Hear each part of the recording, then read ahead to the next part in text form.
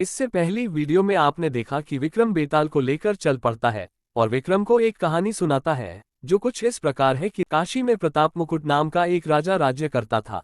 उसको वज्रमुकुट नाम का एक बेटा था। एक दिन राजकुमार दीवान के लड़के को साथ लेकर शिकार खेलने जंगल गया। घूमते घूमते उन्हें एक तालाब मिला। उसके पानी में कमल खिले थे और हंस किलोल कर रहे थे। किनारों पर घने पेड़ थे जिन पर पक्षी चहचहा रहे थे। दोनों मित्र वहां रुक गए और तालाब के पानी में हाथ मुंह धोकर ऊपर महादेव के मंदिर पर गए। घोड़ों को उन्होंने मंदिर के बाहर बांध दिया। वो मंदिर में दर्शन करके बाहर आए तो देखते क्या है कि तालाब के किनारे राजकुमारी अपनी सहेलियों के साथ स्नान करने आई है। दीवान का लड़का तो वहीं एक पेड़ के नीचे बैठा रहा, पर राजकुमार से न रहा गया। वह आगे बढ़ गया। राजकुमारी ने उसकी ओर देखा तो वह उस पर मोहित हो गया। राजकुमारी भी उसकी तरफ देखती रही। फिर उसने किया क्या कि जूड़े में से कमल का फूल निकाला, कान से लगाया, दांत से कुतरा, पैर के नीचे दबाया और फिर छाती से लगा, अपनी सखियों के साथ चली गई। उसके जाने पर राजकुमार निराश हो अपने मित्र के पास आया और सब हाल सुनाकर बोला, मैं इस राजकुमारी के बिना नहीं रह सकता, पर मुझे न तो उसका नाम मालूम है न ठिकाना। वह कैसे मिलेगी? दीवान के लड़के ने कहा, राजकुमार आप इतना घबराए नहीं, वह सब कुछ बता गई है। राजकुमार ने पूछा, कैसे? वह बोला, उसने कमल का फूल सिर से उतार कर कानों से लगाया तो उसने बताया कि मैं कर्नाटक की रहने वाली हूँ। दांत से कुतरा तो उसका मतलब था कि मैं दंतबाट राजा की बेटी हूँ। पांव से दबाने का अर्थ था कि मेरा नाम पद्मावती है और छाती से लगाकर उसने बताया कि तुम मेरे दिल में बस गए हो। इतना सुनते राजकुमार खुशी से फूल उठा। बोला, अब मुझे कर्नाटक देश में ले चलो। दोनों मित्र वहां से चल दिए। घूमते फिरते सैर करते दोनों कई दिन बाद वहां पहुंचे। राजा के महल के पास गए तो एक बुढ़िया अपने द्वार पर बैठी चरखा काटती मिली। उसके पास जाकर दोनों घोड़ों से उतर पड़े और बोले, माए, हम सौदागर हैं, हमारा सामान पीछे आ रहा है, हमें रहने को थोड़ी जगह दे दो। उनकी शक्ल सूरत देखकर और बात सुनकर बुढ़िया के मन में ममता उमड़ आई। बोली, बेटा तुम्हारा ही घर है, जब तक जी में आए रहो। दोनों वहीं ठहर गए। दीवान के बेटे ने उससे पूछा, माए तुम क्या करती हो? तुम्हारे घर में कौन कौन है? तुम्हारी गुजर कैसे होती है? बुढ़िया ने जवाब दिया, बेटा मेरा एक बेटा है जो राजा की चाकरी में है। मैं राजा की बेटी पद्मावती की धाय थी। बूढ़ी हो जाने से अब घर में रहती हूँ। राजा खाने पीने को दे देता है। दिन में एक बार राजकुमारी को देखने महल में जाती हूँ। राजकुमार ने बुढ़िया को कुछ धन दिया और कहा, माए कल तुम वहां जाओ तो राजकुमारी से कह देना कि ज्येष्ठ की सुदी पंचमी को तुम्हें तालाब पर जो राजकुमार मिला था वहां आ गया है। अगले दिन जब बुढ़िया राजमहल गई तो उसने राजकुमार का संदेशा उसे दे दिया। सुनते ही राजकुमारी ने गुस्सा होकर हाथों में चंदन लगाकर उसके गाल पर तमाचा मारा और कहा, मेरे घर से निकल जा। बुढ़िया ने घर आकर सब हाल राजकुमार को कह सुनाया। राजकुमार हक्का बक्का रह गया। तब उसके मित्र ने कहा, राजकुमार आप घबराए नहीं, उसकी बातों को समझें। उसने 10 उंगलियां सफेद चंदन में मारी, इससे उसका मतलब यह है कि अभी 10 रोज चांदनी के हैं। उनके बीतने पर मैं अंधेरी रात में मिलूंगी।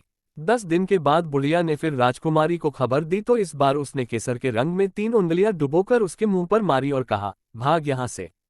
बुढ़िया ने आकर सारी बात सुना दी। राजकुमार शोक से व्याकुल हो गया। दीवान के लड़के ने समझाया, इसमें हैरान होने की क्या बात है? उसने कहा है कि मुझे मासिक धर्म हो रहा है। 3 दिन और ठहरो। 3 दिन बीतने पर बुढ़िया फिर वहां पहुंची। इस बार राजकुमारी ने उसे फटकार कर पश्चिम की खिड़की से बाहर निकाल दिया। उसने आकर राजकुमार को बता दिया। सुनकर दीवान का लड़का बोला, मित्र उसने आज रात को तुम्हें उस खिड़की के रास्ते बुलाया है। मारे खुशी के राजकुमार उछल पड़ा। समय आने पर उसने बुढ़िया की पोशाक पहनी, इत्र लगाया, हथियार बांधे और दोपहर रात बीतने पर वह महल में जा पहुंचा और खिड़की में से होकर अंदर पहुंच गया। राजकुमारी वहां तैयार खड़ी थी। वह उसे भीतर ले गई। अंदर के हाल देखकर राजकुमार की आंखें खुल गईं। एक से एक बढ़कर चीजें थीं। रात भर राजकुमार राजकुमारी के साथ रहा। जैसे ही दिन निकलने को आया कि राजकुमारी ने राजकुमार को छिपा दिया और रात होने पर फिर बाहर निकाल लिया। इस तरह कई दिन बीत गए। अचानक एक दिन राजकुमार को अपने मित्र की याद आई। उसे चिंता हुई कि पता नहीं उसका क्या हुआ होगा। उदास देखकर राजकुमारी ने कारण पूछा तो उसने बता दिया। बोला, वह मेरा बड़ा प्यारा दोस्त है, बड़ा चतुर है। उसकी होशियारी से ही तो तुम मुझे मिल पाए हो। राजकुमारी ने कहा, मैं उसके लिए बढ़िया बढ़िया भोजन बनवाती हूँ। तुम उसे खिलाकर तसल्ली देकर लौट आना। खाना साथ में लेकर राजकुमार अपने मित्र के पास पहुंचा। वे महीने भर से मिले नहीं थे। राजकुमार ने मिलने पर सारा हाल सुनाकर कहा कि राजकुमारी को मैंने तुम्हारी चतुराई की सारी बातें बता दी हैं, तभी तो उसने ये भोजन बनाकर भेजा है। दीवान का लड़का सोच में पड़ गया। उसने कहा, यह तुमने अच्छा नहीं किया। राजकुमारी समझ गई कि जब तक मैं हूं वह तुम्हें अपने बस में नहीं रख सकती, इसलिए उसने इस खाने में जहर मिलाकर भेजा है। ये कहकर दीवान के लड़के ने थाली में से एक लड्डू उठाकर कुत्ते के आगे डाल दिया। खाते ही कुत्ता मर गया। राजकुमार को बड़ा बुरा लगा। उसने कहा, ऐसी स्त्री से तो भगवान बचाए, मैं अब उसके पास नहीं जाऊंगा। दीवान का बेटा बोला, नहीं, अब ऐसा उपाय करना चाहिए जिससे हम उसे घर ले चलें। आज रात को तुम वहां जाओ। जब राजकुमारी सो जाए तो उसकी बाईं जांघ पर त्रिशूल का निशान बनाकर उसके गहने लेकर चले आना। राजकुमार ने ऐसा ही किया। उसके आने पर दीवान का बेटा उसे साथ ले योगी का भेष बना मरघट में जा बैठा और राजकुमार से कहा कि तुम ये गहने लेकर बाजार में बेच आओ। कोई पकड़े तो कह देना कि मेरे गुरु के पास चलो और उसे यहाँ ले आना। राजकुमार गहने लेकर शहर गया और महल के पास एक सुनार को दिखाया।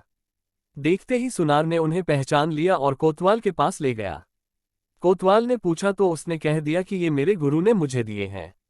गुरु को भी पकड़वा लिया गया। सब राजा के सामने पहुंचे। राजा ने पूछा, योगी महाराज, ये गहने आपको कहाँ से मिले?